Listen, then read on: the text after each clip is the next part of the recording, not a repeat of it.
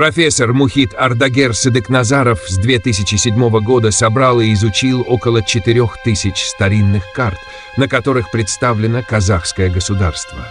Эти карты, датируемые XII-XIX веками, найдены в архивах Европы и США.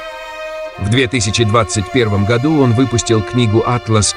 Непрерывная государственность Казахстана в потоке истории», объединив результаты своих исследований и карты.